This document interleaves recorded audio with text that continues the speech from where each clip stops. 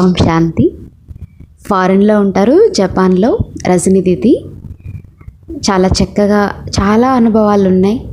ప్రకృతి పైన ఎలా విజయం పొందారు, ఆ సమయంలో తను ఏం చేసేవారు, ఎందుకంటే జపాన్లో భూకంపాలు చాలా వస్తాయి, అంటే వాటి నుండి ఎలా బయటపడ్డారు, బాబా సహయోగం ఎలా తీసుకున్నారు, చాలా చక్కగా దాని గురించి అక్కడే క్లాస్ చేయించారు.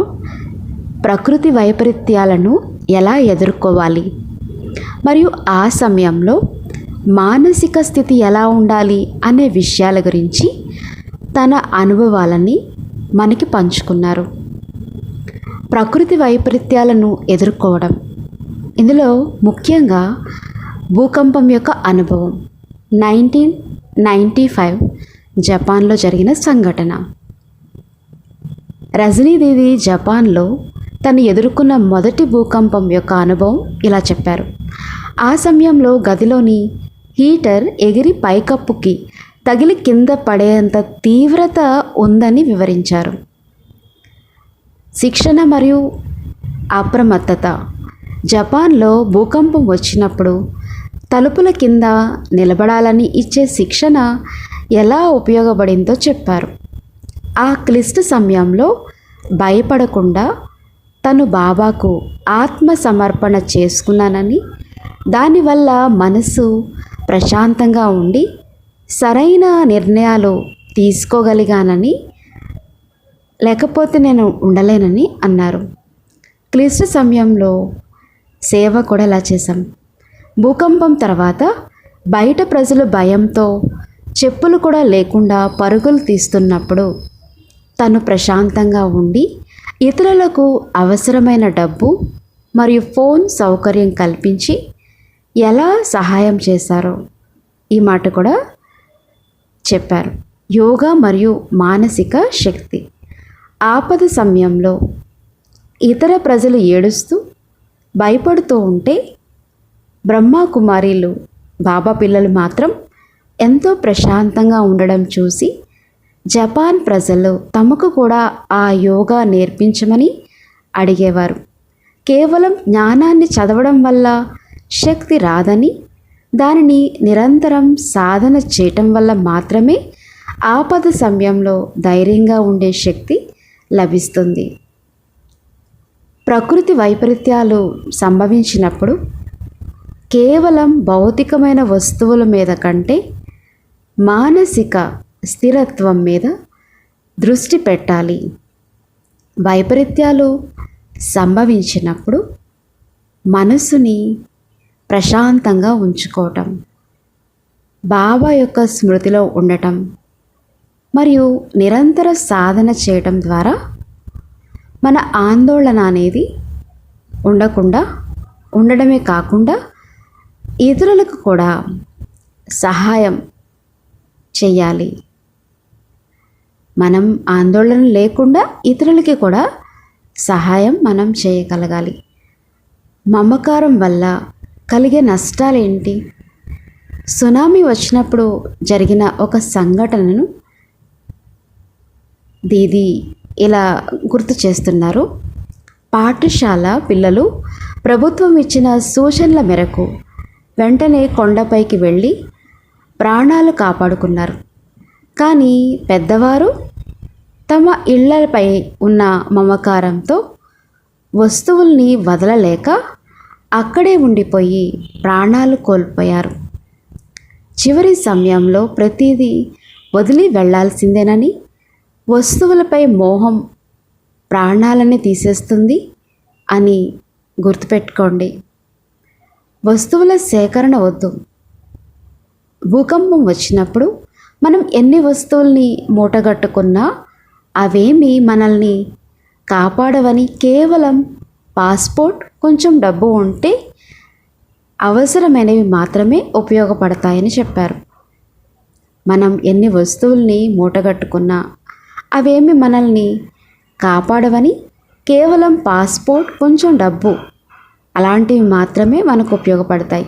ఇప్పటి నుంచే అనవసరమైన వస్తువులను, ఉదాహరణకు అవసరానికి మించి ఉన్న చెప్పులు, బట్టలు పేదలకి దానం చేయండి. మన వద్ద చాలా తక్కువ వస్తువుల్ని ఉంచుకోండి.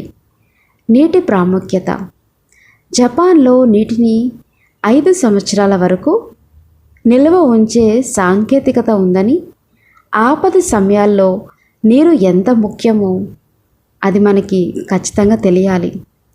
మనసుని స్పష్టంగా ఉంచుకోవటానికి అనవసరమైన ఆలోచనలను మరియు వస్తువులను ఇప్పుడే క్లియర్ చేసుకోవాలి. బాబా చెప్తున్నారని ఎప్పుడు గుర్తుపెట్టుకోండి. మనసు ఒక రిసీవర్. మన మనసు ఒక మొబైల్ ఫోన్ లాంటిది. అది ఎప్పుడు పైనుండి వచ్చే పరమాత్మ తరంగాలను అంటే వైబ్రేషన్స్ స్వీకరించేలాగా ఉండాలి. ఇక్కడి విషయాలను కాకుండా పరంధామం నుండి వచ్చే శాంతిని గ్రహించాలి.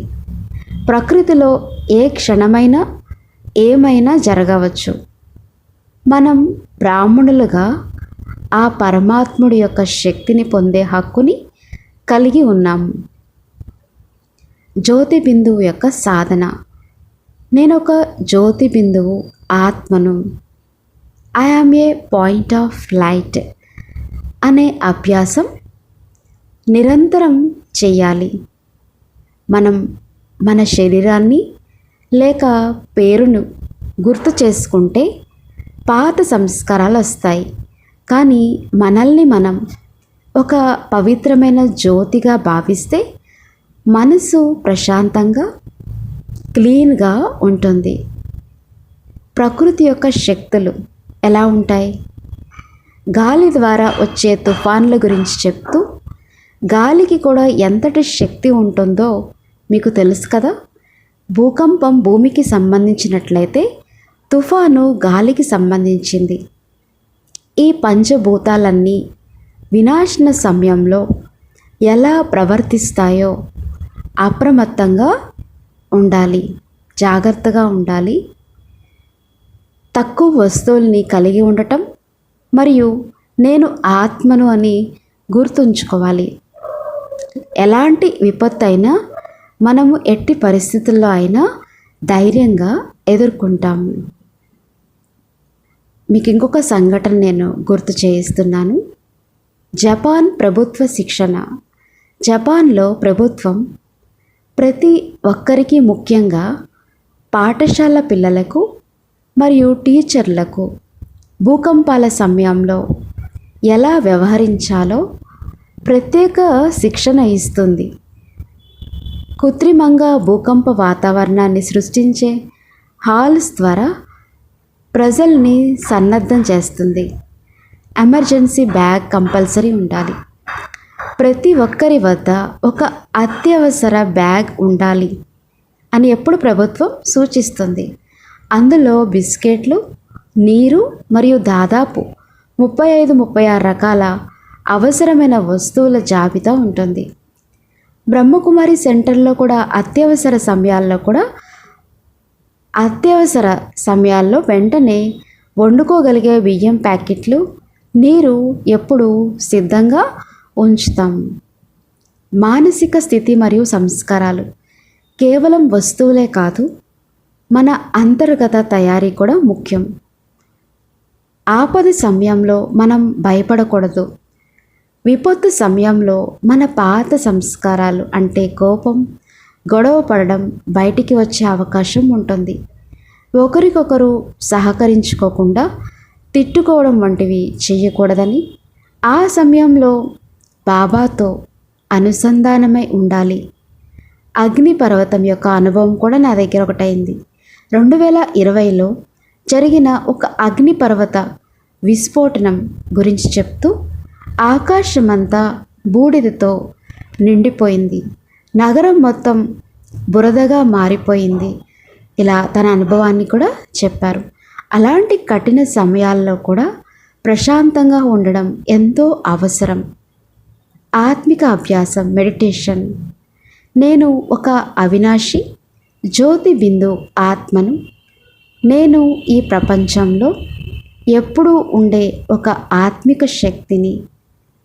నేను నా 3వ కన్ను ద్వారా నన్ను నేను చూసుకుంటున్నాను మరియు బాబా నుండి వచ్చే శాంతి తరంగాలన్నిటినీ కూడా స్వీకరిస్తాను. ఈ శక్తిని ప్రపంచంలోని 700 కోట్ల ఆత్మలకు పంచుతున్నాను. దాని ద్వారా అందరి మనస్సులు శాంతిస్తాయి. ప్రతి గంటకు కనీసం 5 సెకన్ల పాటు ఈ ఆత్మిక అభ్యాసం చేయటం వల్ల మన జీవితంలో మరియు ఆలోచనల్లో గొప్ప మార్పు వస్తుంది. ప్రకృతి వైపరీత్యాల సమయంలో భౌతికంగా సిద్ధంగా ఉండడంతో పాటు నేను ఆత్మను అనే స్థితిలో ఉంటే ఎలాంటి భయం లేకుండా పరిస్థితిని సహజంగా ఎదుర్కోవచ్చని చాలా చక్కగా అక్కయ్య తన మాటలతో స్పష్టంగా వివరించారు. ఇలాంటి సమయంలో మనం ఎలా ఉండాలని ఇంత చక్కగా చెప్పిన అక్కయ్యకి ధన్యవాదాలు. ఓం శాంతి.